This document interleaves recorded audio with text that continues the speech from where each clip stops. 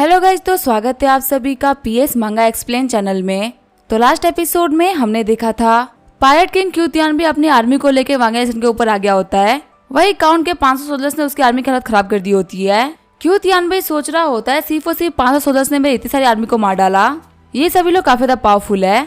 हम देखते हैं काउंट को जो कि सोच रहे होते हैं मुझे पहले लगा था कि मुझे फाइट करने में काफी ज्यादा दिक्कत आएगी क्योंकि मेरे पास में बहुत ही कम सोल्जर्स है, लेकिन भले ही आपके पास में मिट्टू बस सोल्जर्स हो वो काफी ज्यादा ट्रेंड हो तो वो ज्यादा बेटर है। तेंजोंग बोल रहा होता है तो ये है पावर जिन फैमिली के वॉरियर्स की। अच्छी बात तो ये है कि यहाँ पे ज्यादा एलिट्स नहीं है। जुआनो मेंसन ने जल्दी से अपनी आर्मी को एक्सपेंड किया है और बहुत सारे नए सोल्जर्स को भर्ती किया है। नए वाले सारे बंदे एकदम यूजलेस है। जिनजोंग बोल रहा होता है काउंट हम लोग को पायरेट्स ने घेर लिया है, आखिर हम लोग को क्या करना चाहिए। काउंट बोल रहे होता है सभी लोगों को बोलो कि वो लोग अपने आप को जाके माइन के अंदर प्रोटेक्ट करे। तभी वो सारे सोल्जर्स बोल रहे होता है काउंट ने वापस आने का ऑर्डर दिया है।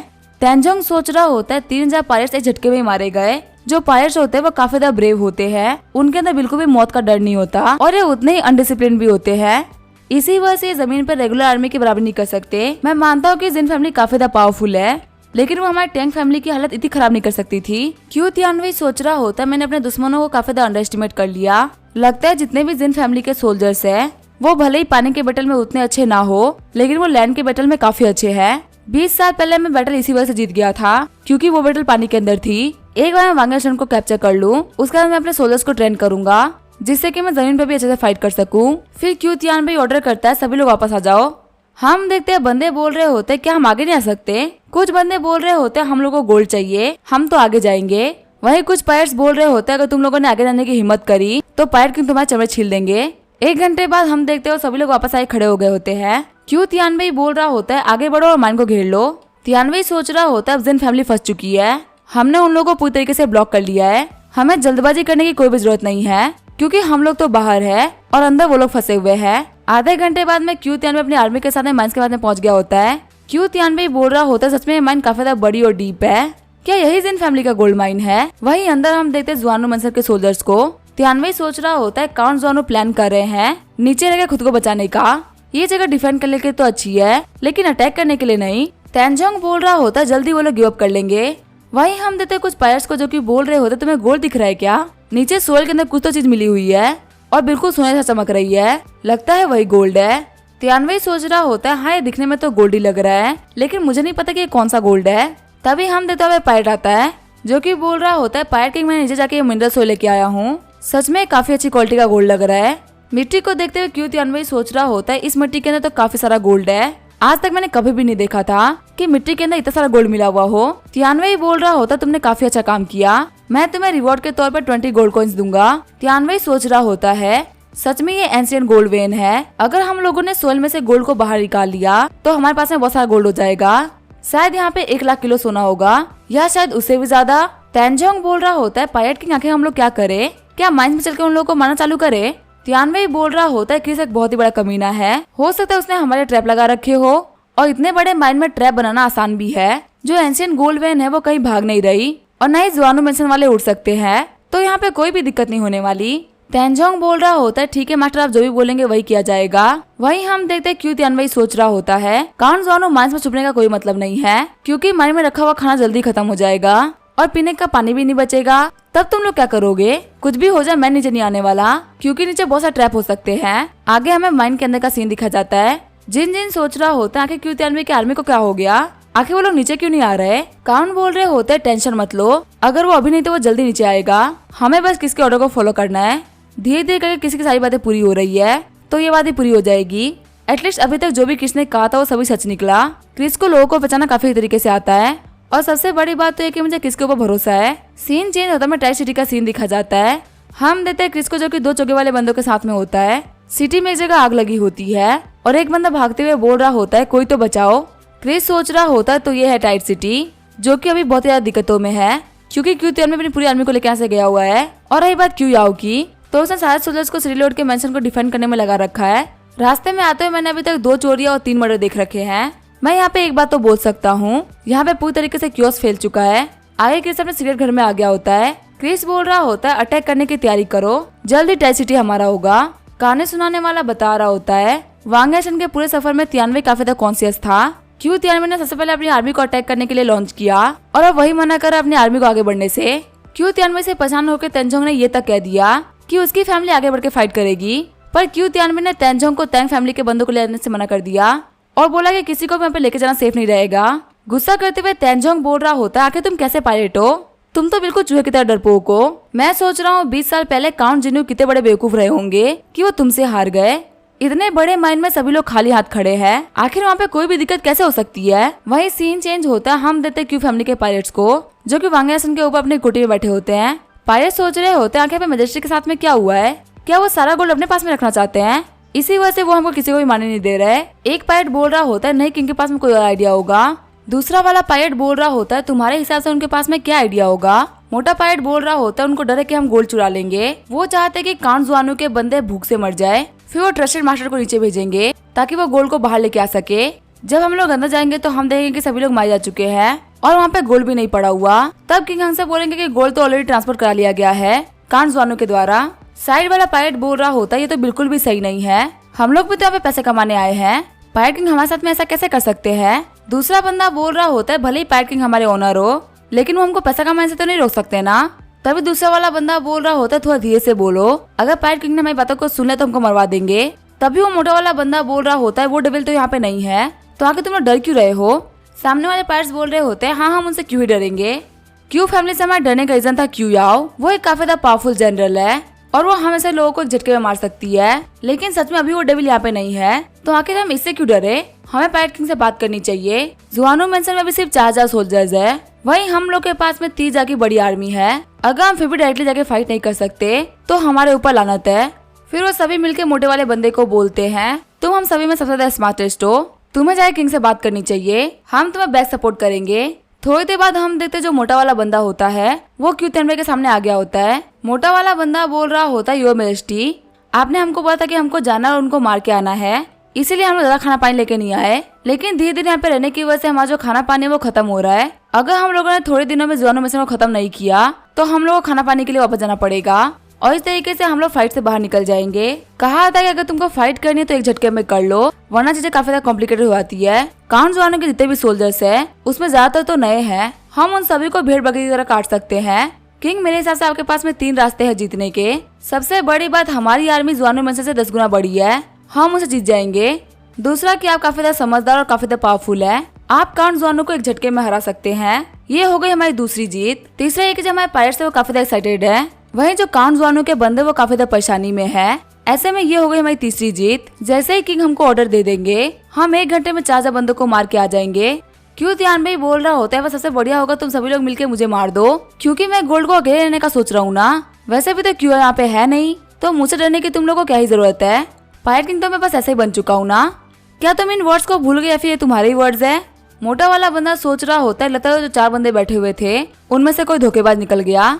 क्यू तियानबे बोल रहा होता है गार्ड्स यहाँ पे आओ और इस कमीने को यहाँ से लेके जाओ, यह हमारी आर्मी के लोगों को भड़का रहा है, इसको यहीं पे काट दो। मोटा वाला बंदा बोल रहा होता है लॉर्ड मुझे माफ कर दीजिए, मैं अब कभी भी ऐसा नहीं करूंगा। तभी वो लोग उसको बाहर लेके काट देते हैं। जो बंदे पहले मोटे वाले बंदे से बात कर रहे थे वो काफी डर गए थे। स्कार्फ वाला बंदा बोल रहा होता है मैंने तो इस मोटे से पहले ही बोल दिया था कि जो भी कुछ सोचा वो काफी ज्यादा डिफिकल्ट है, हमारे किंग बहुत ही अच्छे हैं, वो अकेले तो कुछ भी नहीं लेंगे। दूसरा वाला बंदा ये बोल रहा होता है हाँ हम लोग को ऐसा बंदा नहीं चाहिए जो कि हमारे पायलट किंग की बात को ही ना माने और उनके आइडियाज के ऊपर शक करे। अगर यहाँ पे किंग इसको नहीं मारते तो मैं खुद इनको मार देता। क्यू तियानबे बोल रहा होता है पर जो भी मैं मिलिट्री ऑर्डर के बारे में बात करेगा वो यहाँ पे मारा जाएगा। साथ ही क्यू तियानबे सोच रहा होता है पर मुझे पता इन लोगों को मारने का कोई मतलब नहीं है, मैं थोड़े टाइम के लिए यहाँ पे इन लोगों को रोक सकता हूँ लेकिन हमेशा के लिए तो नहीं रोक पाऊंगा ना। यहाँ पे बात हो रही है गोल्ड के लालच की, जिसको मैं खुद सप्रेस नहीं कर पाया, तो आखिर ये लोग कैसे कर लेंगे। सच में मेरा नाम जितना खराब था और भी ज्यादा खराब हो जाएगा। क्यू तियानबे ने अपने गार्ड्स को अगले दिन ऑर्डर दिया जाओ माइंस के बाहर काउंट को गालियां दो, उसको इतना प्रोवोक करो कि वो मौत की चिंता छोड़ के बाहर आ जाए। हम देखते वो पायलट्स ऐसा ही कर रहे होते हैं। कहानी सुनाने वाला बता रहा होता है पायलट्स तो बहुत ही घटिया होते हैं और जब गाली देने की बात आई तो वो वर्ल्ड में सबसे बेस्ट है। बचपन से लेके अभी तक काउंट जोनों ने जितनी अच्छी बातें नहीं सुनी है उससे ज्यादा इन लोगों ने गालियां सुना है। यहाँ पे वो लोग काउंट और किसकी फैमिली को गालियां दे रहे हैं। काउंट की वाइफ सू पेपई और जेनी उनका मेन टारगेट है, उनके मुंह में सिर्फ इन्हीं लोगों के लिए गालियां भरी हुई है, जिससे कि शायद जुआनू सिटी के गार्ड्स काफी ज्यादा चिढ़ रहे हैं। जिनजोंग गुस्सा करते हुए बोल रहा होता है मास्टर मैं जा रहा हूँ इन लोगों को मारने के लिए, अब मैं और सहन नहीं कर सकता। काउंट बोल रहे होते हैं हाँ इन लोगों को मौत तो गंदी मिलेगी। साथ ही वो सोच रहे होते किस काश तुम यहाँ पे होते तो अभी तक ये लोग पक्का से नीचे आ गए होते और हमारा काम खत्म हो गया होता। कहानी सुनाने वाला बता रहा होता ये देखे कि गाली देने का कोई मतलब नहीं हो रहा, तो पायरेट्स ने गाली देने का लेवल बढ़ा दिया। दोपहर में क्यू तियानवे को कुछ सुंदर सुंदर लड़के मिले थे, उनको उन लोगों ने लड़कियों के कपड़े पहना दिए। एक जेनी का रोल प्ले कर रही है और एक काउंटेस सू पेपई का, और वहीं एक बंदा किसका रोल प्ले कर रहा है। और वहाँ पायरेट्स उन तीनों के गले में पट्टा बांध कर उन तीनों को बुली कर रहे हैं। यहाँ पे लोग शो कर रहे थे कि काउंट के मरने के बाद में क्रिस, सू पेपई और जेनी की हालत क्या होने वाली है। ये सब देख के जिंजो गुस्से से पागल हो रहा था। अगले दिन उन लोगों ने अपने लेवल को और आगे बढ़ा दिया। एक शिप जो वांगे आइलैंड के पास से गुजर रही थी, वहाँ से एक लड़की को उठा लिया और ऐसा दिखाया कि वो क्रिस है। उसको बांधा, उसको पीट पीट के मार दिया। पायरेट्स बोल रहे होते नकली किस को मारने में कितना मजा आ रहा है, जब असली किस हाथ में आएगा तो उसकी हालत और भी ज्यादा खराब कर देंगे। सच में उसकी मौत काफी ज्यादा भयानक होने वाली है। तभी एक पायरेट बोल रहा होता है अंदर ध्यान से देखो, मुझे वहाँ पे कोई भी नहीं दिख रहा है। तियानवे जल्दी से आते हुए बोल रहा होता है जल्दी से यहाँ से हटो, मुझे देखने आखिर यहाँ पे क्या हो रहा है। जब वो गौर से अंदर देखता है तो वो बोल रहा होता है आखिर ऐसा कैसे हो सकता है। क्लियरली मुझे याद है कि मैंने यहाँ पे कल 4000 लोगों को एंटर करते हुए देखा था, पर आज वो लोग यहाँ से गायब कैसे हो गए। क्या उन लोगों के पास में किसी अजीब तरीके के पंख है? वैसे उन लोगों के पास में किस है तो वो लोग कभी भी कुछ भी कर सकते हैं।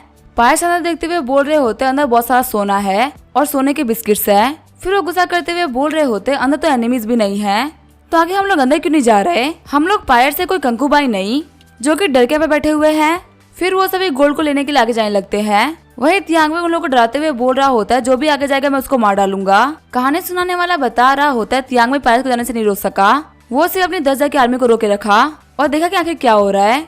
वही सीन चेंज होता है, टैंग फैमिली के कैंप का सीन दिखा जाता है। एक गार्ड बोल रहा होता है नीचे बहुत सारा सोना है, क्या हम लोग को भी नहीं जाना चाहिए। वही दूसरा गार्ड बोल रहा होता है हाँ सारा सोना पायरेट ले लेंगे। फिर वो आगे बढ़ते हुए बोल रहे होते हैं जनरल क्या हम लोग जा सकते हैं। टैंगलोन बोल रहा होता है नहीं अभी वेट करो। वही हम देते हैं पायरेट्स को जो कि बोल रहे होते हैं सारा सोना हमारा है।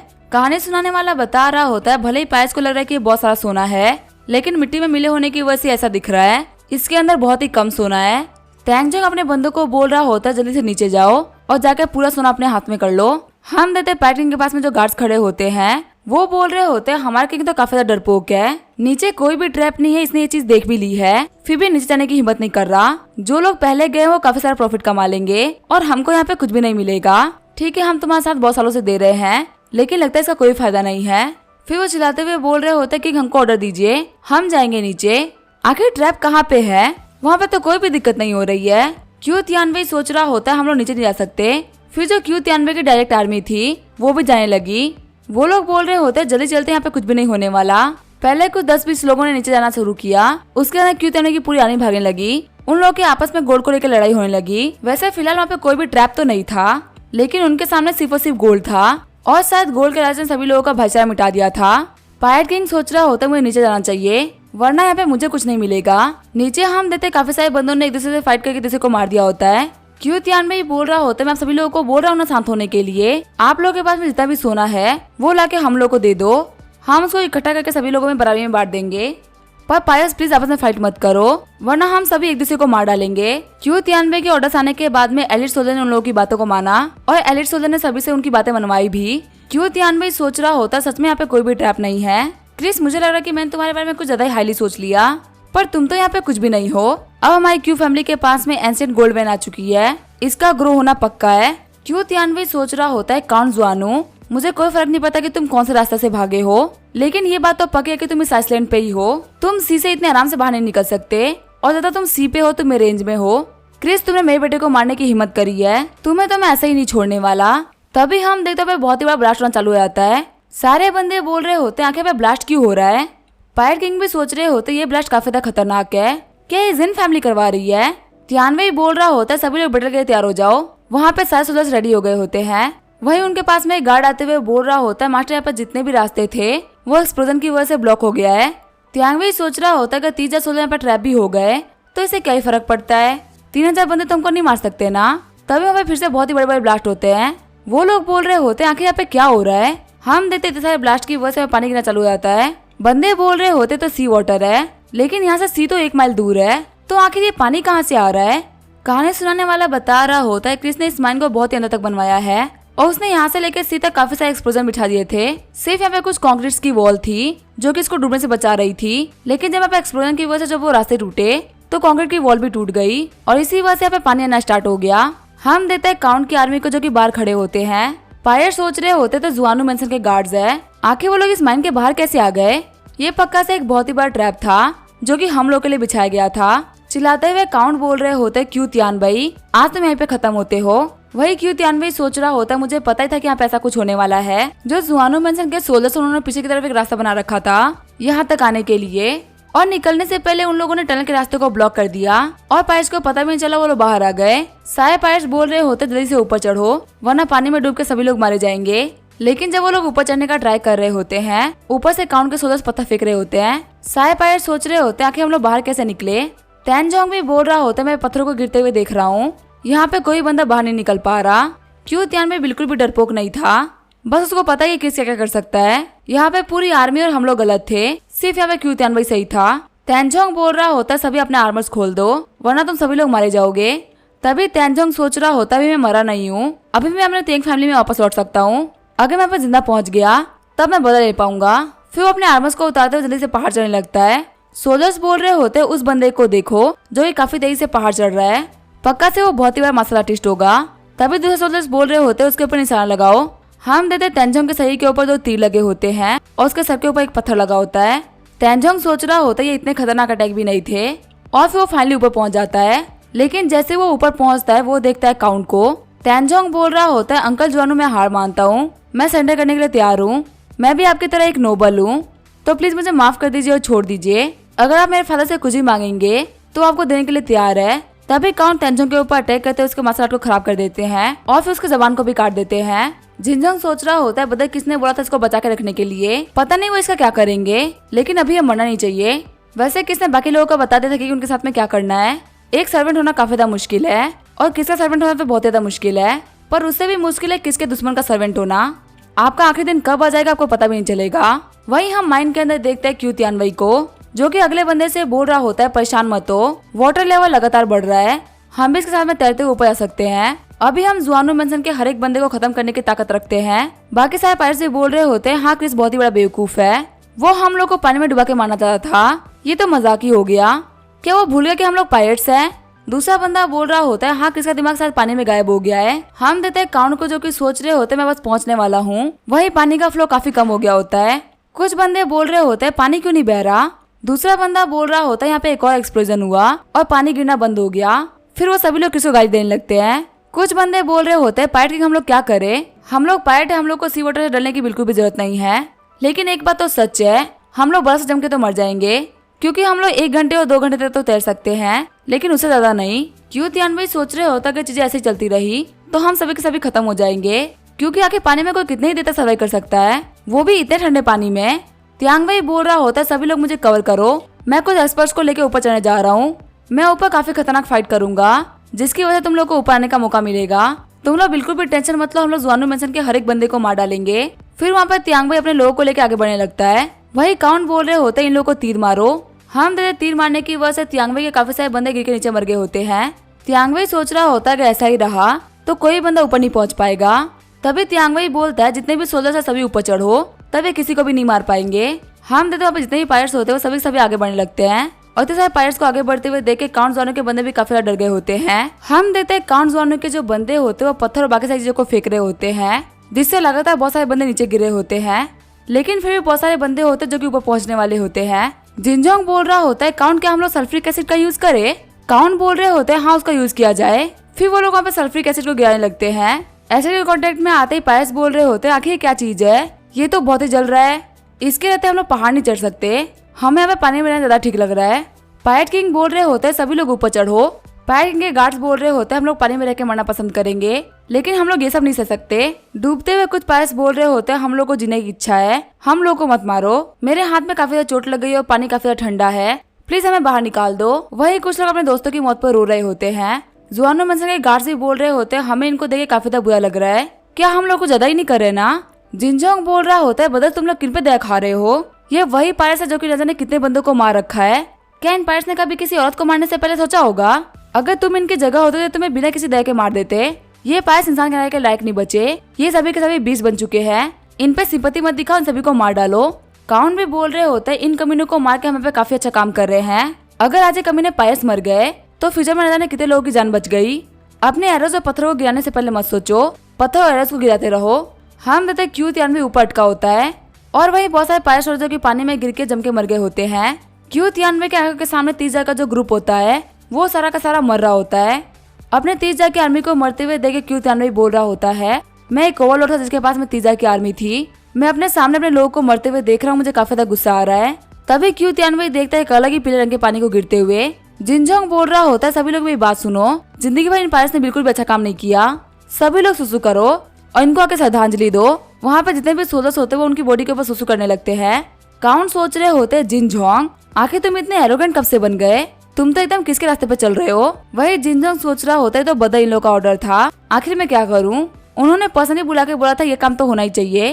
क्यू त्यान बोल रहा होता है, काउंट ज़ुआनू क्रिस कहाँ पे है। काउंट बोल रहे होते अपने एलिट वॉरियर को लेकर टाइट सिटी गया हुआ है। क्यू त्यान बोल रहा होता है, टाइट सिटी में तो क्यू याव है जिसको गॉड भी नहीं हरा सकते। वैसे मुझे मरने से पहले बता दो कि ये जो एंशिएंट गोल्ड वेन है ये असली है कि नकली है। काउंट बोल रहे होते ये एक फेक गोल्ड वेन है जिसको 4 लाख गोल्ड का यूज करते हुए बनाया गया है। क्यू त्यान बोल रहा होता है, 4 लाख गोल्ड कॉइन, आखिर तुम्हारे पास में इतना गोल्ड आया कहाँ से, क्या ये सब कृष्ण ने किया है। गुस्सा करते हुए जिनजोंग बोल रहा होता है, क्यू त्यान 20 साल पहले मेरे डैड तुम्हारे पास में 10 हजार की आर्मी लेके गए थे, आखिर हमारी पूरी आर्मी कैसे डिस्ट्रॉय हो गई। त्यांग बोल रहा होता, तुम्हें यूनुआन बैंक और वन मेंशन वालों ने धोखा दिया था। उन्होंने मुझे तुम्हारे पूरे प्लान के बारे में बताया, यहाँ तक कि तुम्हारे सोल्जर्स के बीच में गद्दारों को भी शामिल किया, सबसे क्रिटिकल मोमेंट में तुम्हारे वॉरशिप को डिस्ट्रॉय किया और तुम्हारे फादर को हमारे ट्रैप में फंसा दिया। उसी वजह से वो सभी के सभी मारे गए। त्यांग सोच रहा होता है, पूरी की पूरी आर्मी मारी गई और मैं ट्रैप में फंसा हुआ हूँ। ये तो वही हो रहा जो कि 20 साल पहले जिंजू के साथ में हुआ था, लेकिन मैं यहाँ पे गिव अप नहीं करने वाला। तभी तियानवे फटाफट से ऊपर चलने लगता है। तियानवे बोल रहा होता है, काउंट ज़ुआनू हमेशा तुम एक हीरो की तरह रहे हो, तो मुझसे अकेले फाइट करो।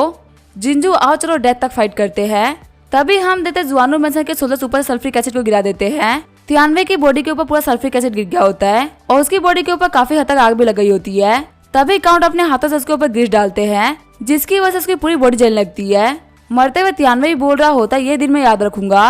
काउंट ज़ुआनू बोल रहे होते, मैं मानता हूँ कि मैं बहुत ज्यादा भूला रहा हूँ, लेकिन मैं इतना ही भूला नहीं कि मैं तुमसे फाइट करके मारा जाऊं। फिर काउंट बोल रहे होते कि हमने अपना काम कर दिया जैसा कि तुमने कहा था। आखिर टाइट सिटी में तुम्हारा क्या चल रहा है। कहानी सुनाने वाला बता रहा होता है, पिछले कुछ दिनों से टैगलन काफी ज्यादा खुश चल रहा है।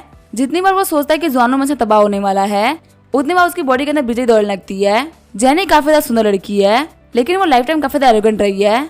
इसी वजह से उसके मार्शल आर्ट को खत्म कर दिया जाएगा और वो प्रिंसेस खिलौना बन के रह जाएगी। सू पेपर पक्का से सुसाइड कर लेगी अपने पति के गम में। वही क्रिस को सबसे गंदी मौत मिलेगी। पता नहीं यहाँ पे कितने सारे लोग हैं जो क्रिस को ही मारने का प्लान सोच रहे हैं दिनों रात, लेकिन चाहे कुछ भी, वहाँ पे मुझे बदल लेने का मौका मिल गया। हमारे टैंग फैमिली के पास में जिंगाई मेंशन और जेंग फैमिली और सू फैमिली भी आ रही है देखने के लिए कि आखिर गोल्डमैन के साथ में क्या हो रहा है। हम दादा टैंगलून से मिलने के लिए सू फैमिली से सू जियांटियांग आया होता है। टैंगलून बोल रहा होता है, क्या तुम यहाँ पे एंशिएंट गोल्डमैन के बारे में बात करने के लिए आए हो। जियांटियांग बोल रहा होता है, मेरी फैमिली इतनी छोटी सोच रखने वाली नहीं है। टैंगलून सोच रहा होता है, अगर ये बंदा यहाँ पे गोल्डमैन के लिए नहीं आया तो आखिर यहाँ पे क्यों आया है। जियांटियांग बोल रहा होता है, ज़ुआनू मेंशन की जो मेन फोर्सेज है वो तो वागनेशन के ऊपर है और उनका जो पूरा मेन काउंट एरिया वो तो खाली है। मुझे डर है कि वहाँ पे बंदी अटैक कर सकते हैं। मैं भी नोबल फैमिली से बिलोंग करता हूँ। मुझे लगता है यहाँ पे जेनी को रिमाइंड कराना चाहिए कि इस दुनिया में रहना कितना मुश्किल है। टैंगलून सोच रहा होता है, ये मुझे याद दिला रहा है कि अभी जिन फैमिली काफी ज्यादा वीक हो रखी है, लेकिन देखा जाए तो काउंटेस की रियल आंट है और उसकी जेनी से शादी होने वाली थी। आखिर अपने रिलेटिव से इतना नफरत कैसे कर सकता है कि उनको बाबा मारने का ट्राई करे। जियांटियांग बोल रहा होता है, जिनसेन बैटल के अंदर मैंने अपने फैमिली के 10 मास्टर को भेजा था आपकी हेल्प करने के लिए और मेरे हिसाब से उन लोगों ने काफी ज्यादा प्रोग्रेस कर लिया है। इस बार मैं आपके पास में 50 मास्टर को लेकर आया हूँ। मैं चाहता हूँ कि आपके अंडर में कुछ दिनों तक ट्रेनिंग करे। बंदों को देखते हुए टैंगलून सोच रहा होता है, ये यहाँ पे 50 बंदों को लेके आया है। हालांकि ये बोल तो रहा है कि इनको ट्रेनिंग कराने के लिए लेके आया है, लेकिन असल में ये चाहता है कि मैं इनका यूज करते हुए ज़ुआनू मेंशन के ऊपर अटैक कर दूं। और क्योंकि ये 50 मास्टर्स है तो ज़ुआनू मेंशन में इनको हराने वाला कोई भी नहीं है।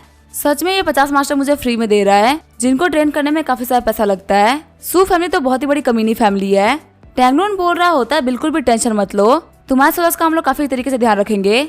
जियांटियांग बोल रहा होता है, आपका शुक्रिया काउंट। फिर काउंट आगे बढ़ते हुए सोल्जर्स को देखने लगते हैं। सोल्जर्स को देखते हुए काउंट बोल रहे होते हैं, ये सारे वेस्टर्न से आए हुए सोल्जर्स है। इनकी आंखों में देख के लग रहा है कि ये लोग जिंदा तक नहीं है। अपने अंडर्स में डेड सोल्जर्स को रखना एक बहुत ही बड़ा टैबू है। अगर मैजिस्ट्री को पता चल गया तो आखिर वो मेरे साथ में क्या करेंगे। थोड़ी देर बाद में टैंगलून ने वहाँ पे अपने 4th, 5th और 7th चाचा को बुला लिया होता है। वो बोल रहे होते, तुम लोग 200 फैमिली वॉरियर्स और 50 सू फैमिली के बंदों को ले लो। ये दिखाओ कि तुम लोग कूटाओ बैंडिट्स हो और जाके जिन फैमिली को मार डालो। ये सभी ये शो करेगा कि एक बैंडिट्स का ग्रुप आया और उसने जुआनू मैंशन को खत्म कर दिया। वैसे भी अभी जुआनू मैंशन पूरी तरीके से खाली है, वहाँ पर तुम्हें रोकने वाला कोई भी नहीं है। उन लोगों को वहाँ जाते हुए देख के टैंगडून सोच रहा होता है वांग एक्शन के ऊपर काफी टाइम से फाइट चल रही है, अब वो फाइट खत्म होने वाली होगी। वैसे क्यू त्यान में काफी ज्यादा चालाक है, मेरे बेटे टैंगजों को काफी ज्यादा दिक्कतें आ रही होगी। जब गोल्ड वेंस का बंटवारा होगा तो वहाँ पे मुझे रहना होगा। फिर टैंगडून बोल रहे होते हैं यहाँ पे हम लोग सी में आने की तैयारी करेंगे। जब टैंगडून सी में आया तो उसने देखा कि जिनसन आइलैंड के आसपास काफी सारे पायलट शिप घूम रहे हैं। वहाँ पे शिप्स को देखते हुए टैंगडून सोच रहा होता है क्यू हाउ की शिप ईस्ट में क्या कर रही है, उसको जिनसन आइलैंड को गार्ड करने की जिम्मेदारी दी गई थी ना। तभी वो देखता है कि शिप पे झैंगडू होता है। शॉक्ड होते हुए टैंगडून सोच रहा होता है कि यहाँ पे झैंगडू क्या कर रहा है, वो तो अपने घर पे रिकवर हो रहा था ना। फिर वो अपनी आंखों को साफ करते हुए फिर से देखता है। टैंगडून सोच रहा होता है लगता है मैंने यहाँ पे कोई गलती करी होगी, झैंगडू यहाँ पे नहीं है। अब झैंगडू यहाँ पे कोई किस्सा बचता भी नहीं है। जिनसन आइलैंड के ऊपर वो अपनी कैपेबिलिटी को दिखा सकता था, लेकिन वहाँ पे वो फेल हो गया। अब यहाँ पे जुआनू मैंशन के बर्बाद होने में सबसे बड़ा नाम आने वाला है टैंगडून का। हमारा फ्यूचर काफी बड़ा है। वही हमें क्यू हाउ के शिप के केबिन का सीन दिखा जाता है। झैंगडू बोल रहा होता है तियानवे खतरे में है। जुआन जुआन बोल रही होती है फादर आखिर आपको कैसे पता कि आपने किसी को वांग एक्शन के ऊपर भेजा था। झैंगडू बोल रहा होता अगर उन लोगों ने वांग एक्शन को जीत लिया होता तो तियानवे ने अभी तक गोल्ड निकालना स्टार्ट कर दिया होता और पूरे वर्ल्ड में ढिंडोरा पिट गया होता कि वो एंशिएंट गोल्ड वेन से गोल्ड निकाल रहा है। पर आखिर अभी तक कोई न्यूज क्यों नहीं आई। टैंगडून से वेट नहीं हो रहा होगा, वो पक्का से वांग एक्शन जाएगा ताकि वो अपनी आंखों से देख सके कि आखिर काउंट कैसे मरे हैं और एंशिएंट गोल्ड वेन कितनी बड़ी है। आखिर वांग एक्शन के अंदर 30,000 सोल्जर्स में क्या हुआ होगा, ये सोचने का मैंने बहुत बार ट्राई किया, लेकिन मुझे बिल्कुल भी समझ में नहीं आ रहा कि आखिर उनके साथ में क्या हुआ होगा, क्योंकि किसी भी तरीके से 4,000 सोल्जर्स 30,000 सोल्जर्स को नहीं हरा सकते। अब एक कृषि चालक उसने यहाँ पे क्या किया है। हालांकि वांग एक्शन के वॉर से हमें कुछ लेना देना नहीं है, क्योंकि हम उसके अंदर बिल्कुल भी इन्वॉल्व नहीं थे। जिस चीज से अभी मैं मतलब है वो है टाइट सिटी। तुम्हारे भाई के साथ में 6,000 एलिट सोल्जर्स है और यही न्यूजिया काउंटी की भी लिमिट है। मैं जितना कर सकता था मैंने कर दिया है। टाइट सिटी के हाथ में अभी 3 फैमिली की किस्मत है और वही डिसाइड करेगी कि आखिर यूई किडनैप की किस्मत में क्या होगा, न्यू डील एडिट लागू हो पाएगी कि नहीं हो पाएगी, ये सब टाइट सिटी के ऊपर है। चुआन चुआन बोल रही होती है फादर मैं एकदम बेकार हूँ, मैं क्यूआ को काबू में नहीं कर पाई और टाइट सिटी को लेकर हमारा जो प्लान था उसको मैं सक्सेसफुल नहीं कर पाई। झैंगडू बोल रहा होता है भले तुम क्यू याओ को काबू नहीं कर पाई, लेकिन तुम क्यू हाओ को काबू कर पाई हो, जो कि ऑलरेडी एक बहुत ही बड़ी अचीवमेंट है। चुआन चुआन पे तुम्हें कुछ खास लॉस नहीं हुआ है। शर्माते हुए चुआन चुआन सोच रही होती है मैंने खुद को क्यू हाओ को बेच दिया। ये सुनकर झैंगडू ने काफी गंदा मुंह बना लिया होता है। चुआन चुआन बोल रही होती है मैं मजाक कर रही हूँ, क्यू हाओ को लड़के पसंद नहीं है, उसको तो लड़के पसंद है। अगर मैं चाहूँ तो भी वो कुछ भी नहीं करेगा, ऊपर से वो क्रिस तो नहीं है, तो मैं उसके साथ में ये सब काम नहीं करने वाली। झैंगडू सोच रहा होता है मेरी बेटी फिर से पागल हो गई है। चुआन चुआन बोल रही होती है डैड अब हम क्या करने वाले हैं। झैंगडू बोल रहा होता है आखिर हम करेंगे क्या, हम बस अच्छी खबर का वेट कर रहे हैं। झैंगडू ने 6,000 बंदों को भेज रखा है। झैंगडू यहाँ पे किसके ऊपर एक बहुत ही बड़ा पहाड़ तोड़ने वाला है, जिसके बारे में किसी को भी नॉलेज नहीं है। टाइट सिटी आने के बाद में झैंगडू बोल रहा होता है सभी लोग सेफ्टी से काम करना। टाइट सिटी के अंदर क्रिस के जो 2,000 एलिट्स थे वो फटाफट से मेन कैसल के बाहर पहुंच गए। वहीं जो झैंगजिन था वो अपने साथ में 6,000 ऑफिसर को लेकर खड़ा था, उसके ऊपर क्यू की प्रोटेक्शन थी और वो वेस्ट की तरफ निकल गया। अब जो टाइट सिटी है वो ट्रायंगल पोजीशन में फंस चुकी है। मेन कैसल के पास में जिन फैमिली के 2,000 गार्ड्स है, वहीं वेस्ट वाले कैसल के पास में झैंगजिन के 6,000 गार्ड्स है, वहीं ईस्ट कैसल के पास में क्यूआर के 3,000 गार्ड है। क्रिस सोच रहा होता है वो कमीना झैंगडू बहुत ही समझदार है, कुछ महीने से वो एकदम ही गायब रहा, लेकिन बिल्कुल क्रिटिकल मोमेंट पे उसने मेरे कमर के ऊपर चाकू रख दिया। चीजें काफी ज्यादा इजीली होने वाली थी, लेकिन अभी काफी ज्यादा कॉम्प्लिकेटेड हो चुकी है। अगर मैं यहाँ पे 3 फोर्सेस की बात कर रहा हूँ तो यहाँ पे सबसे ज्यादा कमजोर हमारी जिन फैमिली ही है। अगर क्यू यहाँ पे कैसल को गार्ड कर रही है तो भले यहाँ पे कोई भी आ जाए उसे फाइट करेगी और क्यू को अपने स्ट्रेंथ पे काफी ज्यादा भरोसा है। इसी वजह से वो किसी से भी डरने वाली तो नहीं है, ना ही वो पीछे हटने वाली है। झैंगजिन अभी रुका हुआ है, वो बस इसी चीज का वेट कर रहा है कि कब मैं क्यूआ के साथ में फाइट को स्टार्ट करूं और फिर वो बीच में आएगा बेनिफिट्स को खाने के लिए। चीजें बहुत ही बेकार हो चुकी है। जिन जिन सोच रहा होता है हमारी आर्मी तो कमजोर है ही, अगर क्यूआ मेरे सामने आ गई तो बस वो एक अटैक से मुझे खत्म कर देगी और फिर आगे बढ़ते हुए एक करके वो मैं साई मास्टर को मारती रहेगी। इससे कोई फर्क नहीं पड़ता कि जिन फैमिली के सोल्जर्स कितने ब्रेव हैं, वो सभी के सभी हार जाएंगे। फीमेल डेविल इनविंसिबल तो है ही, लेकिन उसके पास में उतना ही पावरफुल कैसल भी है, वो पीछे क्यों हटेगी। मैं सोच रहा हूँ कि बदर इन लोग आखिर इस प्रॉब्लम को सॉल्व कैसे करेंगे। 3 दिन बाद में क्रिस ने बैटल स्टार्ट करने का ऑर्डर दे दिया क्यूआ के कैसल पे। क्रिस जिन्हाई से बोल रहा होता है बैटल के लिए तैयार हो जाओ। जिन फैमिली के सारे सोल्जर्स में डाउट था, लेकिन वो क्रिस से कहता है क्यूआ के कैसल के बाहर आ गए। सीन चेंज होता है, हम देखते हैं झैंगजिन को। एक गार्ड झैंगजिन से बोल रहा होता है जनरल किस ने अपने ट्रूप्स को भेज दिया फाइट करने के लिए। झैंगजिन सोच रहा होता है सच में किसने वॉर स्टार्ट कर दी। वो बंदा बोल रहा होता है जनरल क्या हमें भी अपने बंदों को भेज देना चाहिए। झैंगजिन बोल रहा होता है हम अभी रेस्टली एक्ट नहीं करेंगे, हमारा मेन गोल है क्रिस को खत्म करना, लेकिन साथ ही हमें सेटलीआउट के मैंशन में भी घुसना है। इसके लिए क्रिस और क्यूआ के दिक्कतों का फेस करना जरूरी है, तब जाके हम उनके ऊपर अटैक कर पाएंगे। हमारे सामने अपॉर्चुनिटी तैर रही है, सभी को बोल दो फाइट करने के लिए तैयार हो जाओ, कभी भी हमारे लिए फाइट करने का मौका आ सकता है। इसी के साथ में ये एपिसोड यहीं पे एंड करेंगे। वीडियो देखने के लिए थैंक यू।